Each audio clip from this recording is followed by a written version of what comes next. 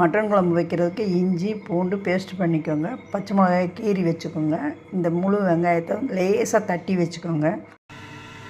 மட்டனை கழுவி எடுத்து வச்சுருக்கிறேன் குக்கரில். இதெல்லாம் இஞ்சி பூண்டு பேஸ்ட்டு,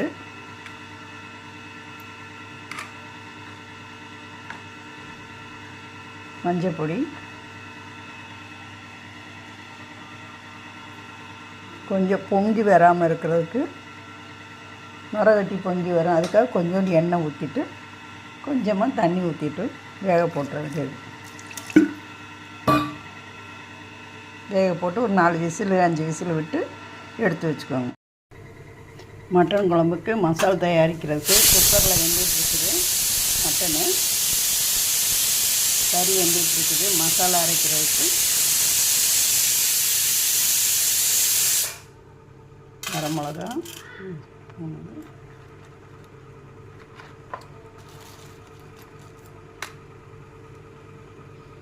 ஜீரகம்,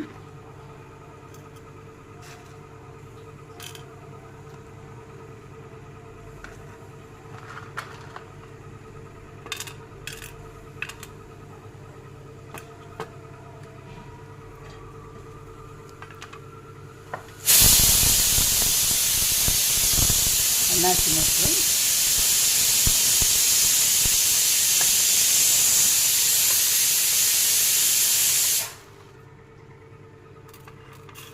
சோம்பு,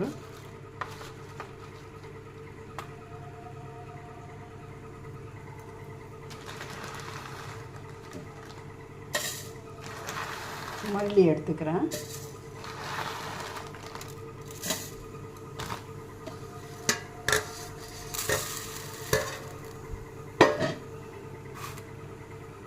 இதோட 2 கருவேப்பிலை மட்டும் பச்சை கருவேப்பிலை போட்டு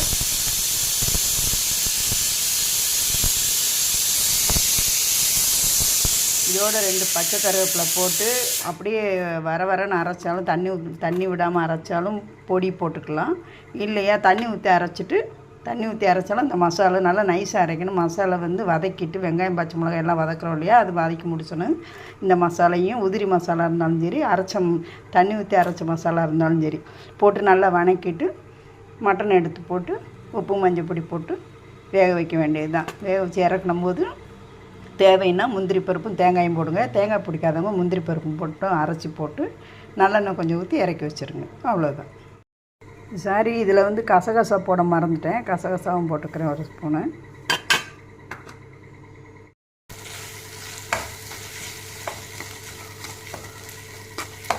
வெங்காயம் நல்லா வதங்கினோடனே அரைச்ச மசாலா போட்டு கொஞ்சம் வதக்கணும். ஏன்னா வறுத்து அரைச்சிருந்தோன்னா மசாலாலாம் வறுத்து அரைச்சிருந்தோன்னா இப்படி வதக்க தேவையில்லை.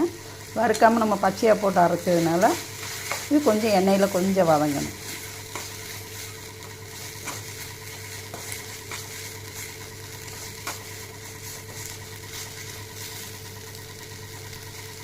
இப்போ உப்பு போட்டுட்டு தேவையான அளவு தண்ணி ஊற்றி கொஞ்சம் வெந்த உடனே அப்புறம் மட்டன் தூக்கி போட்டு வெந்த மட்டனை எடுத்து போட்டு வெந்த உடனே இறக்கி வச்சிடணும். நமக்கு தேவையான கிரேவி வேணும்னு ஆஃப் பண்ணிடணும்.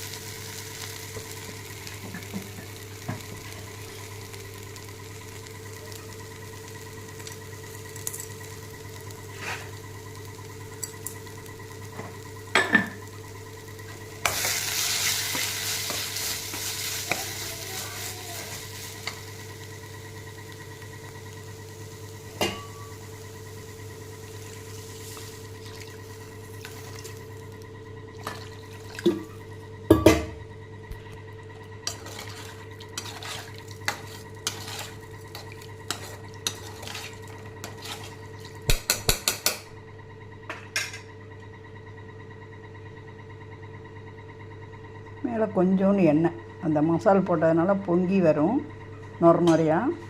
அது பொங்கி இந்த மூடியிலலாம் இருக்கும். அந்த மூடியில் வராமல் இருக்கிற அளவுக்கு கொஞ்சம் எண்ணெய் விட்டு மூடி வச்சிடணும்.